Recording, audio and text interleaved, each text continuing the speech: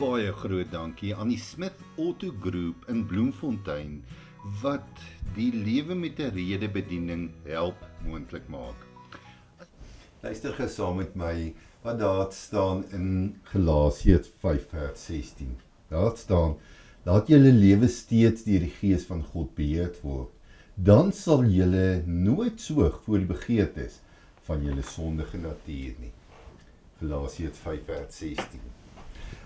Ek dink almal van ons weet hoe lyk spore in 'n sand.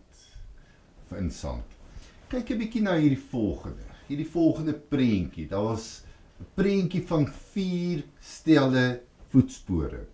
Nou as ek vir jou moet sê, by hierdie prentjie is daar 'n buffel betrokke, daar is 'n olifant betrokke, daar's 'n mens betrokke, daar's 'n leeu betrokke. Sou jy kon sê watter een van hierdie wat ek nou opgenoem het, trap watter voetspoor? Sou jy uit daai 4 kon sê, ja, hier is die voetspoor van die mens, hier is die voetspoor van die olifant, hierdie moet die voetspoor van die buffel wees, en daardie is ek seker is die voetspoor van die leeu. Ek is seker as jy so na hierdie prentjie kyk, dan gaan jy dit kan uitken. Want jy sien dat die voetspore wat getrap word, vertel iets van jou identiteit. So dit wie jy is, word verklap deur die voetspore wat jy trap.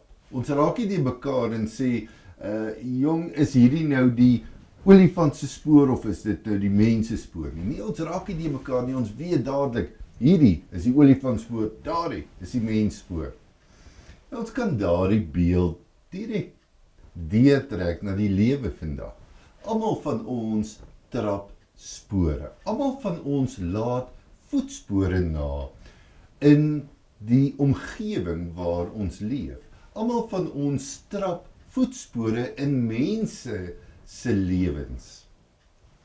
Weet jy hoe dit voel? Ek is seker jy doen.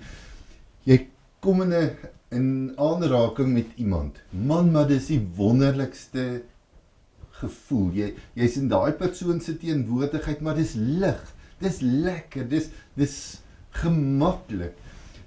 Dit is positief. Daar's nie afbreekende gesels nie. Jy, sonder dat die persoon prekerig is of dweperig is, weet jy, daai persoon is 'n kind van die Here.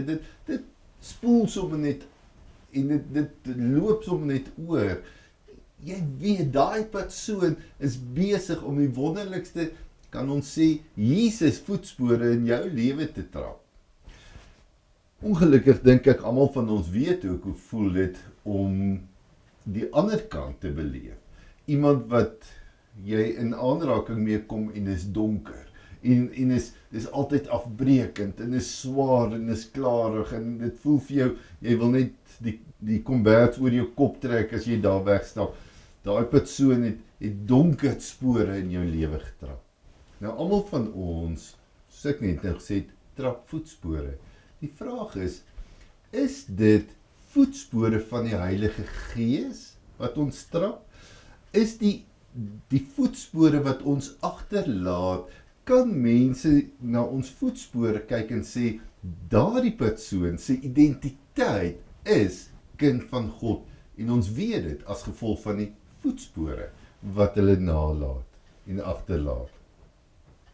Dink 'n bietjie aan orals waar jy is, orals waar jy beweeg. Begin sommer by jou hartsmense, die mense die naaste aan jou. Dink 'n bietjie aan die voetspore wat ons in mekaar se lewens trap. Is dit Heilige Gees voetspore of is dit dalk selfgerigte, selfsugtige, afbrekende voetspore? En dan dink ons natuurlik by die skool, by die werk en die gemeenskap waar ons bly. Dink 'n bietjie, wat se voetspore laat jy na? Almal van ons se identiteit word gesien in die voetspore wat ons agterlaat. 'n Baie groot dankie aan die Smith Auto Group in Bloemfontein wat die lewe met 'n rede bediening help moontlik maak.